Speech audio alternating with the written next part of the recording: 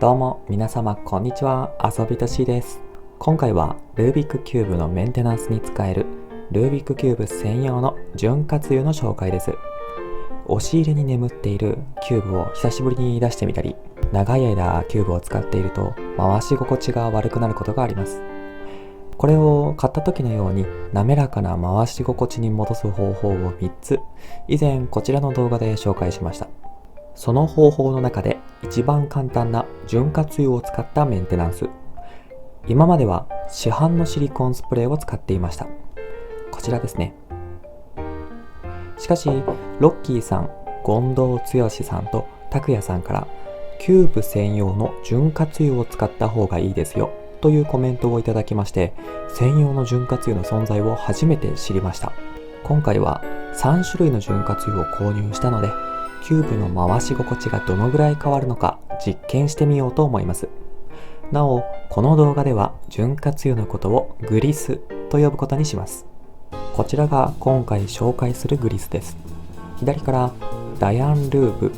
シルク、そして DNM37。まず今回利用したキューブ専門店は今までの動画で紹介しているトライボックスではなくスマートシップというお店です。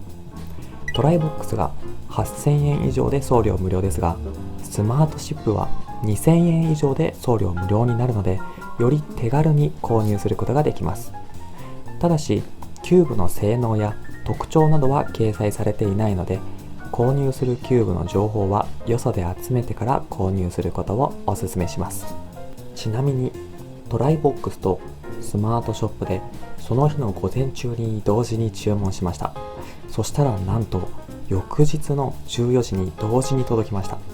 どちらも Amazon より配送スピードがめちゃくちゃ速くてとてもびっくりしました。容量と値段ですが、ダヤンルーブは 10ml で385円、シルクと DNM は 3ml で825円です。ダヤンのグリスがコスパ面では頭一つ抜けていますね。残りの2つもこのサイズと同じ 10ml での販売も行われていますので、好きなサイズを購入することができます。商品の情報を調べてみたところ、ダヤングリスは回転を重くしたい、安定感をアップさせたい人が使うみたいです。一方、シルク、DNM、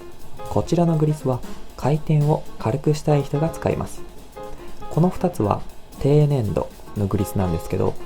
比較した時にこちらの方がやや粘性があります。なので程よく回転を軽くできます。 DNM は販売されているグリスの中でもトップクラスに回転を軽くするみたいです。確かに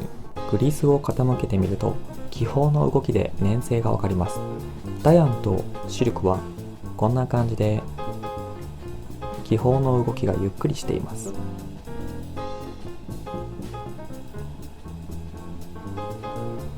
逆に DNM は水と同じぐらい非常にサラサラしています。使うグリスによって塗り方が違うので注意してください。グリスの塗り方は2種類。キューブの接地面に塗るか、それとも足に塗るかです。接地面とはキューブを回すときに擦れるこの黒色の部分ですね。ここに塗ってください。キューブの足というのはピースの中心部、こちらの分解すると見えてくるこの場所のことです。今回紹介する3つのグリスはすべて接地面に塗るタイプのものです。これよりももっと粘性が高いキューブの回転を重くするタイプのグリスは足に塗って使用します。グリスを接地面に塗るときはたったの2滴でいいそうです。つけすぎると逆に回し心地が軽くなりすぎるみたいですが、2滴でそんなに変わるのはちょっと信じられないですね。今回グリスを塗るのはこちらのユーシンキリン V2M です。このキューブは以前こちらの動画で紹介しました。同時に3個買って同じぐらい使い込み、回転が重くなってきていたので、それぞれのグリスを塗って効果を確かめてみましょう。グリスを塗る前の回し心地はこんな感じです。結構擦れる音もしますし、長い間使ってなかったせいで、だいぶもうピース同士がくっついてしまって非常に回しづらくなっています。これにグリスを塗っていきましょう。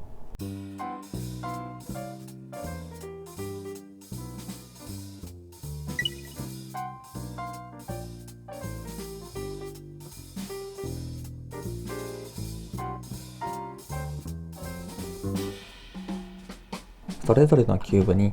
グリスを入れてなじませてみました。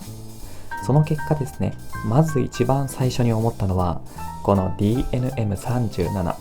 このグリスがですね、やっぱり一番キューブが軽くなるというところですね。この回した時の音自体はそんなに変わってないんですけど、この回し心地自体はだいぶ買った時の元の状態に戻ってます。3、4滴ぐらい垂らしたんですけど、ちょっと多めに垂らしちゃったんですけど、それでもね、だいぶいい感じに戻ってきているので、もっと軽くしたいのであれば、ここからさらにネジを緩めてあげるか、もしくはメンテナンスの方法で紹介した完全に分解してもう綺麗に全部拭き取ってあげる、それから改めてグリスをつけてあげればもっと軽く滑らかになると思います。実際に今回はね、グリスをちょっと多めに垂らしただけなんですけど、それでもね、軽くなったなというのがすごくわかります。そしてこちらの左の2つ、この潤滑油を使った場合は結構同じ感じの回し心地になりました。どちらかというと DNM のようにすごく軽くしますよという回し心地というよりも、安定感、最初にダヤンのグリスの時に説明したようなこうピース同士が密着するようないい意味で重たい回し心地のキューブの方に変わっていってるのかなと思います。ただどちらかというとこのシルクとダヤンを比較した感じ、シルクの方がちょっとこう軽い回し心地になってます。どっちもこの DNM に比べると重くなってます、回し心地自体はですね。で、最初の何も塗ってない状態よりは両方とも格段に良くなってます。余談ですが、こちらのダヤングリスはダヤンキューブ専用に作られたものです。ですので、前の動画で紹介したような回し心地がとても軽いキューブ、そういうのも重く変えたい人は購入してみるといいと思います。動画のまとめに入りましょう。今回は3つのルービックキューブ専用の潤滑油を購入してみました。これらを比較してみて思ったのは、まずは今並んでるこの順番、右に行けば行くほどルービックキューブの回し心地が軽くなる、そういう潤滑油ということが分かりました。逆に左に置いてあるダヤンのグリス、これを使うことでキューブのピース同士の密着度が上がってより重たい回し心地、しっかりした回し心地に変わることが分かりました。そしてシルクの潤滑油はこの3つの中ではちょうど真ん中ぐらいの性能よりもややダヤンのグリスに近い感じ、程よく回し心地が軽くなって、でもピースの密着度、密着感というのは結構伝わってきます。そういう潤滑油ということが分かりました。あとは購入する量ですが、1回に潤滑油は数滴しか使いません。ですのでたった3ミリしか入ってなくてもこれだけでかなり長い間持つと思います。ですので購入するときはすごい大容量のものというのは購入する必要はないかなと思いました。最後になりましたが、ここまでご視聴ありがとうございます。コメントでいただいた皆さんからの質問や感想、知りたいことをもとにまた動画を企画していきます。次の動画では 4×4 キューブの知識を全く持たない人がどのぐらい時間をかければ揃えることができるのか、そして皆様におすすめされたキューブの性能について紹介します。4×4 に興味がある方にとって難しさのバロメーターをお伝えできる動画に仕上げます。それではまた他の動画でお会いしましょう。お届けしたのは遊びと C でした。